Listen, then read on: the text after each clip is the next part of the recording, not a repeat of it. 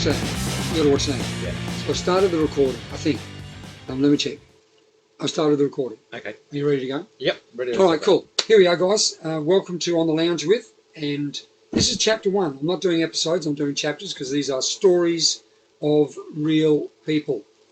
Today we have a real person beside me. Real. Is real. It's Dennis Smith. Double F. Double F. Yeah. It's actually Dennis Smith, for those of you who didn't get my accent, which is Liverpudlian. What is it? What is it? I'll give you a Liverpool kiss, mate. Yeah, what's your accent? I'm from London, mate. London, mate. Yeah. He's from London, mate. I don't know that city. I know London. But no, this is London, mate. And, yeah.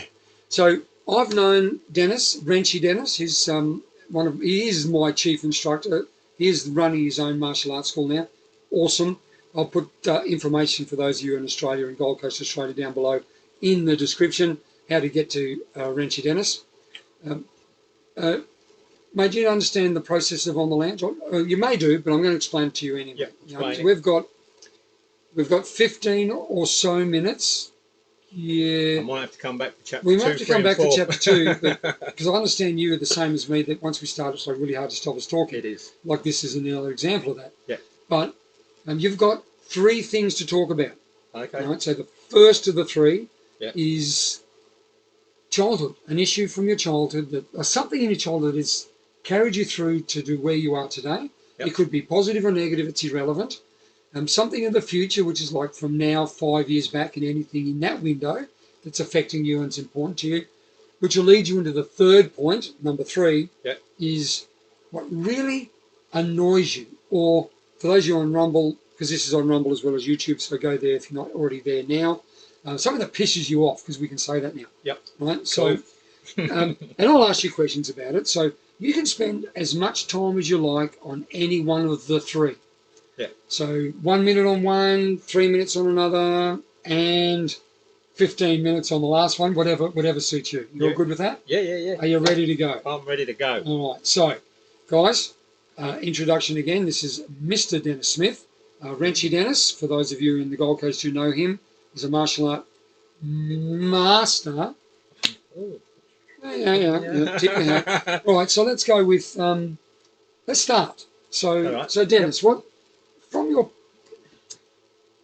distant past? I'd first introduce yourself. I'd like you to tell people back not your age, but the year you were born. If you're happy to do that, because you look 40. Well, yeah. I wish I but was. Just tell everyone the year you were born, and that's all, because they could watch this in 5 years from now. So don't tell me the age, because that's irrelevant. Yep. Year you're born's important. So you go. Introduce yourself. Oh well, I was born in '65. Was that 2065 or 1965? 1965. 1865. No, 1865. Was it I'm going grey enough. 1965. 1965 in West London. Born in the council flat. I think. It was Sorry, mate. Was that you weren't born in a hospital? No. I was Mum born dropped you in a flat. in the flat. Sensation. Dad was shopping. Not shopping, fishing. Fishing. That's even Fishing. better. He was out fishing. Came home and. Had a son. Yeah. Another one. Yeah, well, I wasn't quite born by all accounts. About 6 o'clock or something. So, anyway, he come home, and my brothers and sisters are all in the lounge room, and waiting for me to be born. I think the midwife and my mum's couple of sisters were there, helping with it, and we just, I was born in the flat, and that's where we used to play in the massive courtyard where the car park was, and you'd hang your laundry out, You said brothers and sisters. How many? I've got two biological sisters, one brother, and biological? two stepsisters. Oh, cool. That's to your father's or your mother's? No, so me sisters, Sue and Jan. Jan's not with us anymore now. And then Rich is my older brother. I was the youngest of the 4, and then Mum and Dad got divorced. Dad got remarried, and Mandy and Deb, my 2 stepsisters. So I couldn't ask for better stepsisters. Yeah. What's your stepmum's name? Joan. Joan, she nice? Joan, yeah, lovely. Yeah, couldn't ask for a better stepmum. Yeah. She was really good. But that was a bit later on in life, sort of thing, Yeah. And we used to just knock about around West London really, and do our thing, and then we moved out of the flat, and we moved out to the suburbs a bit, you know. So just to put for perspective, for my mindset, for those of you who may be aware of it, there was a big building that burnt down in the UK. Yeah. That's the sort of flat you're in. What was that? What was that building called? For those of you who might know. Blimey. Grenfell Tower. Okay, yeah, so you were in something like Grenfell Tower? No, not as high as Grenfell Tower. Ours was three or four stories, if I remember rightly now. Grenfell Tower was about 30 stories. Oh, wow. 24 stories, something like that. We used to go to Grenfell Towers because they had lifts, and we didn't have lifts. So we would play in the lift. Cool. We would play in the lift. So it weren't far. My Uncle Tom and Aunt Joyce used to live in the next tower.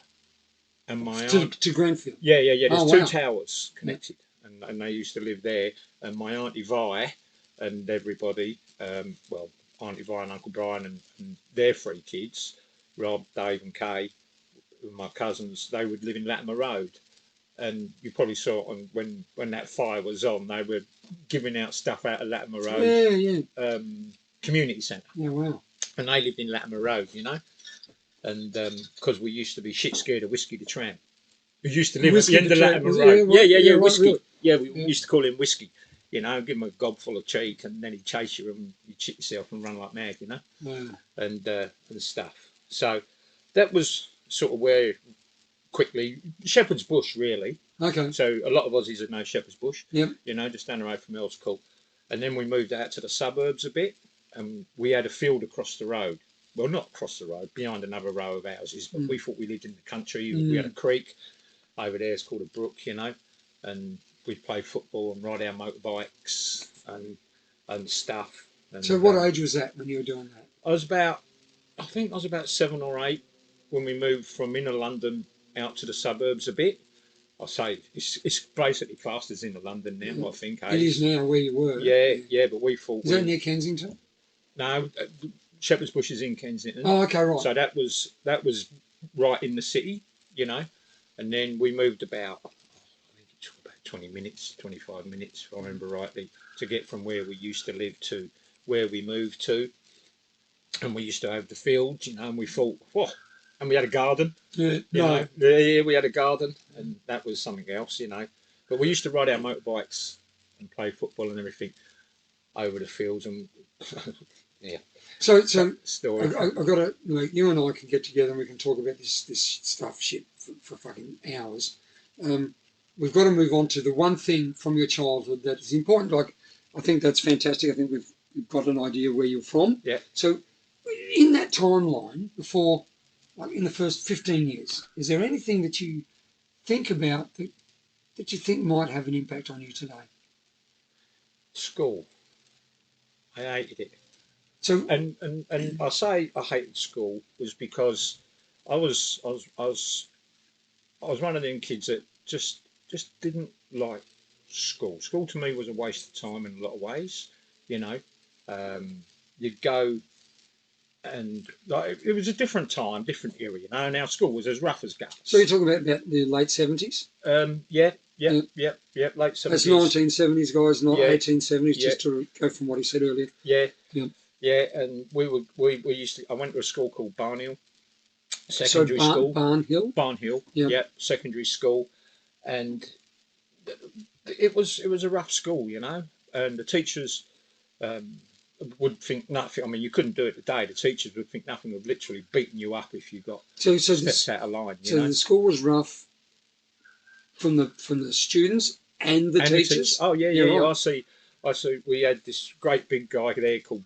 Well, I can't remember, Mr. Teacher. Mr. Teacher, and he was huge like this, so we called him Bubble. So where'd he come from? What is he? Was he local? Well, he was local bloke. He used to go to the other high school, and he got sent to our high school because he beat a pupil up. Seriously? Yeah. Wow. Right. So anyway, we nicknamed him Bubble because he was huge. And me and my mate were walking down the corridor this day, and Jeff goes to me, "Look at the size of Bubble." And with that, this bloke, the teacher, turned around and just went, bang! No. Yeah, and Jeff just went, it was like something out of a cartoon. He hit the deck and he just slid up against the wall. Oh, no. Yeah. And that was it, you know. And then we had this other, and to give you an idea of the type of school, like I had this one teacher, and yeah, and I won't mention his name. He's probably dead now. Probably he's With a probably bit got of luck. relatives who's probably watching this anyway. So Yeah. Well, when it goes worldwide, and it's going worldwide. and We've got followers around the world watching this. Haven't we? and he says to me, and you know when you go to the Subscribe, like, share. yeah subscribe, and he goes to me, and you were picking your subjects, you know. Yeah. And yeah, I said to him I wanted to do economics because one day I wanted to work for myself. And he looked at me and he said to me, Smith, he goes, you'll never amount to anything as long as you've got a hole in your arse. And as a 13, 14-year-old kid, I just wanted to jump up and, As you would. you know, Have a conversation. Have a conversation with him. So that was the type of area, the type of schooling we had, you know, and I left school fairly early, got an apprenticeship as a butcher, and never looked back from school. You know, never went back even to pick. I've passed all my exams and everything, but never went back. When I walked out, I said, "That's it." But later on, you went back to TAFE and you became an architect. You got I did an a architect's diploma, degree. an associate diploma in architecture. Yeah, that's pretty cool. So Yeah. it's not from your childhood. Was there? Did the teachers make you feel stupid? Yeah, So, always. And did you always, think? Do you think that there's some leftover of that? But you can't think that because you got an associate diploma in architecture, and that's not an easy course. No. But do you think that maybe have some impact? Well, it on knocks you? your confidence, doesn't it? Oh, of course it does. You know, because they say, you know, if you're called stupid enough, Yeah. you end up believing. Well, it. you do. You just know, take it on. You take it on. You take it on. Well, let's move. Yeah. So that is, Yes. look, I would love to spend more time with you on this sort of thing, but we've got to keep this into at least less than an hour and a half because we're busy. So, okay, let's go back from now 5 years ago. Yep. And something in these 5 years that's impacted you as well. Well, there's been a lot of things. I years ago, more than that many years ago, I started martial arts actually. Oh yeah, was that good? And it was good. It was good. Yeah, I met this really cool guy. Yeah. You know, became a big influence on me in my right. life. And, yeah. And when you meet someone without giving my age away, born in '65, you work it out. But you meet someone in your 40s, and I'd worked for myself. I had a family. You don't often meet someone you can look up to. You know, so I really looked up to this guy, and he played a big part in my life, and he still does. And I got diagnosed with a cavernoma brain tumour. Daniel, cavernoma, is that that's a common thing? No, it's pretty rare by all accounts. Well, my GP in 50 years had never treated one. Wow. So give you an idea. Yeah, wow. You know, and doctor said to me, "Go home, make yourself comfortable." Blah blah blah. Well, what? What do you mean? So when you say make yourself comfortable, that was like you go home, make yourself comfortable. Don't do anything. Don't get excited. Anything. They took my license, took my bike license, everything, all my licenses, jet ski, boat licenses, car license. Pretty much told you that if you got excited cheering on your football team, you could die. Yeah. So they pretty much told you to go home and do nothing for the rest of your life. Yeah, I couldn't work with glass anymore because I left butchering, went to glazing, become a glazier, a window fitter. Couldn't work with glass, dangerous materials, couldn't go up heights, you know, all of that. And I've just basically sort of loosely followed what they said to do. At the beginning. Yeah, of course. Now I do my way, you know, and my specialists can't believe that, you know, still kicking, still doing what I'm doing. Yeah, so I've got my licenses back, doing sort of semi-work. I remember you saying something about that person who was influenced to you. Yep. In hospital.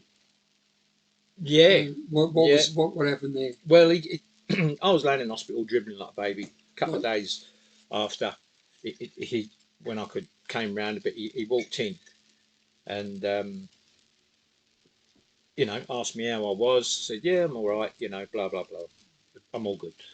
And I told him what they'd done. They'd taken me license, and they said I couldn't train anymore. And I remember he said to me, "Well, am I allowed to say fuck?" Yeah, you can say fuck. He just said, "Well, what the fuck did I know about martial arts?" You know, and I said, "Well, nothing." And he said to me, "Well, then we'll work out a way of training you without your head exploding," kind of thing. And that and that was the start of a whole new journey for me. Okay, so just Looking at things totally differently. so just on more that, than one way to skin a cat. just on that, what belt were you when you were diagnosed with this? What was it? Cavanova? Yeah. What belt were you? Probably green belt. Green, blues? Somewhere around, you know, 4 or 5 grades in. So From but from starting. Okay, so all right, so most martial arts have 10 grades up to black. Yep. So you were probably 6 in, had 4 more grades to go to get your black belt. Yeah. I think I might have been a bit earlier than that, but anyway, around about halfway, sort of thing. Blue belt, 5th Q. So from that point, when you were told you could never do martial arts again, and this person of influence said to you, "Yes, you can, and let's make it work." What have you achieved? Well, I'm a 2nd dan black belt now. So is that all the colours, then get 1st dan, 2nd dan, or did you have to go to all the colours, then black belt? Yeah, no, you then go 1st dan, then all 2nd the colours, then black belt, then 1st dan, then 2nd dan, and now I'm running my own martial arts school. That's pretty good shit, given the fact that you were going to have to sit down in the lounge and not get excited watching football anymore. Yeah. And black belt grading tests aren't easy. No, it went for about 3 or 4 hours. Yeah, so it's not easy, not an easy event. No, it was something that still sticks with me today. That's impactful. Yeah. And you share that now because you're not a full-time martial art instructor, but you're running a club. You've got 2 nights a week, which could probably go to 3. Yeah. You've got heaps of members, and heaps is enough. That's all you need. Yeah. Maybe a few more. Yeah. Good. So if you're on the Gold Coast and you want to HCD martial arts, HCD martial arts, he's the man. Anyway, we could go on more, but okay, this is the part that I'm going to find the most exciting, I think, in these videos. Okay. There's got to be something, like even just one thing, that pisses you off about the world today. Yeah. Now, like, I know, because I know you, and I've known you for a long time. I know we could probably sit down and talk about 1,000 things. Oh, we could. Don't pick one. And what is that? And do you mind me asking you questions about it? No, cool. You can ask me. Wokeness. It's bollocks. It's absolute bollocks. So the word woke, right? Does that the term means that you've woken up to something? Is that what you think it means? Kidding me? Well, that's I don't know what I've been told what it means. So you've woken up. So what is it? Okay, so woke's a really big thing. Yep. Right? In wokeness. Yeah. Because I mean, again, there's a conversation for 5 hours right there. Yeah. One thing in wokeness that pisses you off. One thing in wokeness that pisses me off. Well, you've got this ideology now of men can be women, women can be men, and I don't have a problem if with any of that, but you can't if you want to believe that, then that's your choice, but don't ask me to believe your choice. I have an opinion, and I've got nothing against transgender people or the community or anything along those lines, but you look at sport, you look at anything, and people, they get accolades today that they haven't earned. It's like, I was a soccer coach for over 10 years, and every year, whether you won anything or not, whether you even kicked the ball or not, there you go, little Stevie, you get a trophy at the end of the year. Yeah. So that's probably the biggest, the more issue than the trans thing. Yeah. That's really, really important. Because, the kid didn't earn it.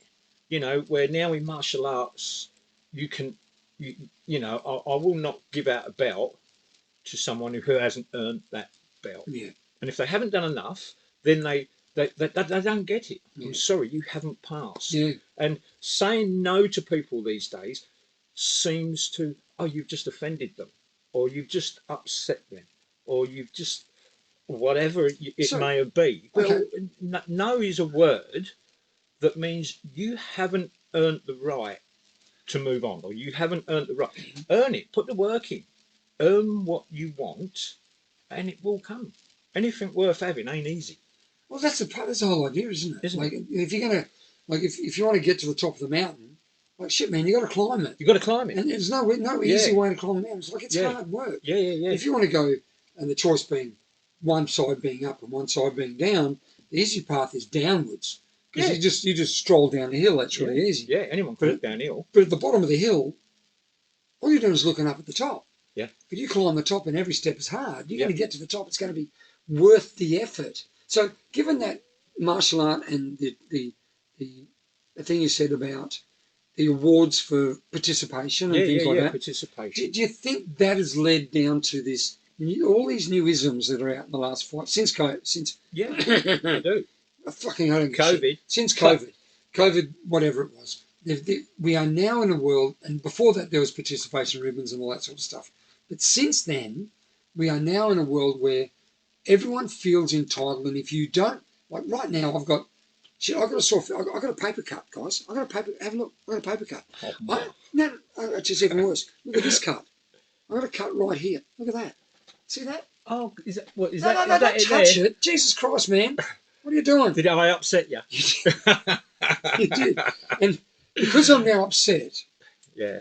I'm actually going to have to go somewhere about this. I Well, think I need to see a psychologist. Well, you better go and see one and waste your money No, when you could just sit down with me and I'll put you right. yeah.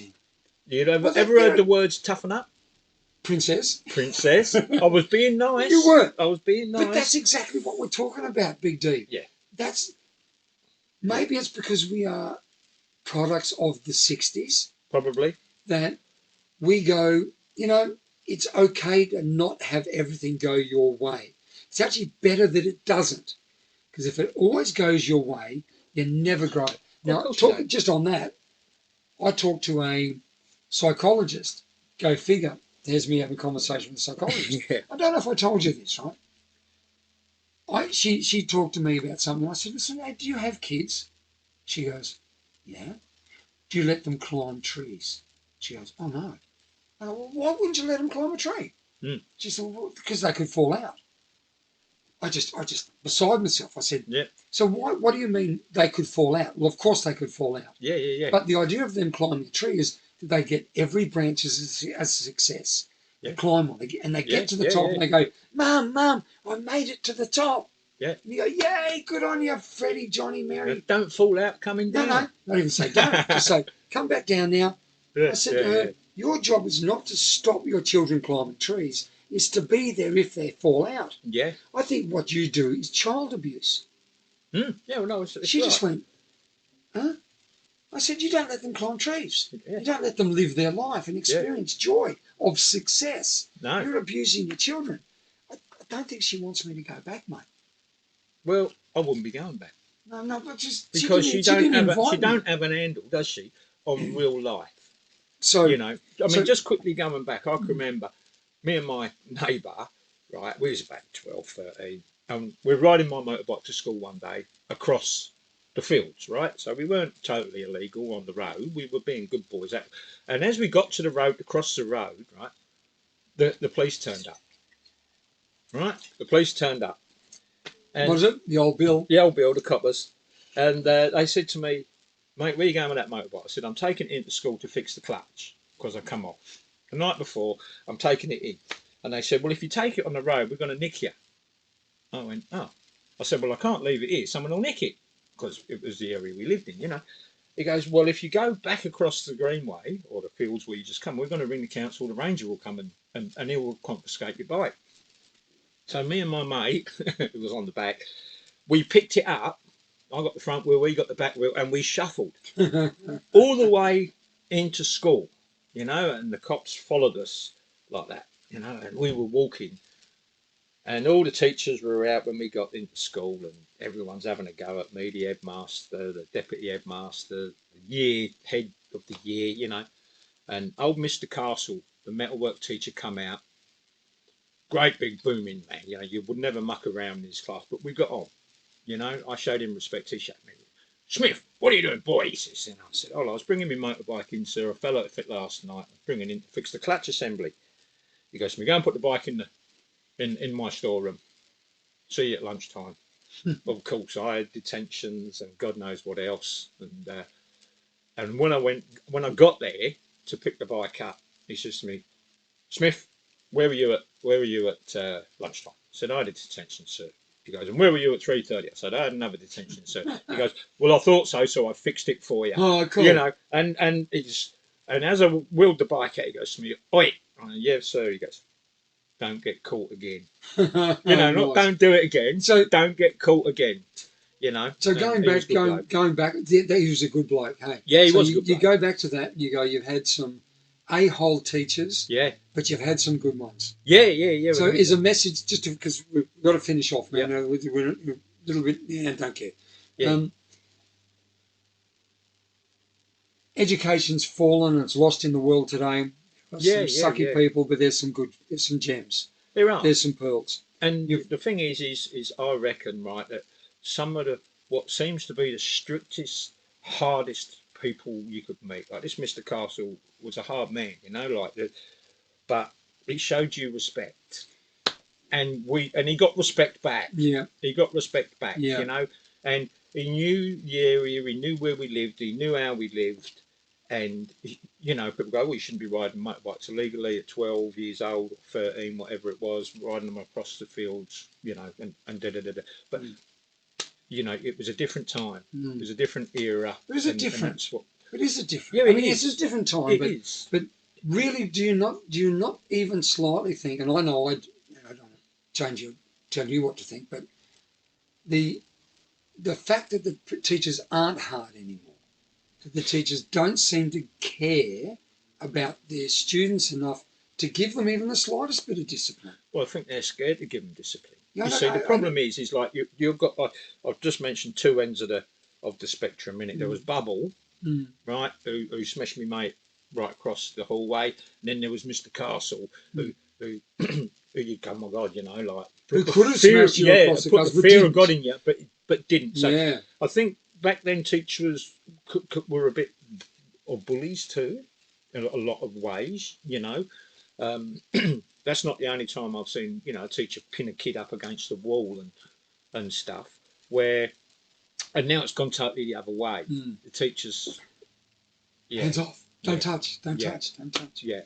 Mate, I love speaking to you. I could speak to you for hours and hours, but we've got to wind it up. I'll come back again another day. Well, absolutely. Would you come back? Yeah. Come back and have a chat. Love to. It'll be on this same sort of process. It'll be different down the line. And, so, guys, Dennis Smith, Wrenchy Dennis, those of you on the Gold Coast, down there, there'll be a link to HCD Martial Art page where you can contact this man to learn some really cool martial arts, really cool skills, life skills that are really, really important. So down the bottom here will be a link to the YouTube, whether you're on YouTube or you're on Rumble, there'll be a link to the other one, depending on where you are looking at this from. Go on that channel, even if you don't go there, and like and subscribe. Dennis is going to share this to all his friends, and all of you people out there are going to watch it. Watch it and like it and subscribe to the channel. Don't care if you put notifications on, that sort of, don't really care. Just, I need the algorithm, which is words I thought I'd never ever use to go, what a stupid word, hey? You know, like algorithm, like really. It's like maths. But the more you get, the more I can have people on who we can actually have some fun with. So if you know of someone who would be happy to be on the lounge with me physically here, like Wrenchy D is, or my next person on the lounge will be done through Zoom. Is it Zoom? Zoom. I think it might be Zoom. Yeah, right. I think it's going to be Zoom. So I'll do Zoom, and it'll be run through this little thing I'm running here at the moment on my laptop. And she's got some awesome stories, and I've known her for 40 years or so. Hopefully I'll get her on. If not her, I'll find someone else. Like, share, subscribe, all the stuff down here. I'll put the links wherever they'll be, somewhere. I can't work this out. Down there. Yep, down the bottom. Yeah, down the bottom. So thank you for watching. Thank you for being part of On the Lounge With. And we're on the lounge with, right now, Dennis Smith. And that's with TH, not FF. Yeah. And have a look, like, share, subscribe, and like this man. He's a good man. Thank you. Thank you, brother. No, very good. Welcome, brother. Off you go. Have fun. Be good. Enjoy your life. Oh, actually, before you go, Traos. Remember those TRAO six letters. Take responsibility and own your shit. If you do that, man, then you live your life free and happy. Yeah, be free. Take responsibility and own your shit. Hashtag Traos. Enjoy your journey. Hashtag that too. And enjoy your journey. Thank you, sir. Thank you. Everybody, have fun. Be good. See you This night. one. Oh, God, mate. Getting to that, we could have gone for hours. I can't turn it off. Stop. No, it's not.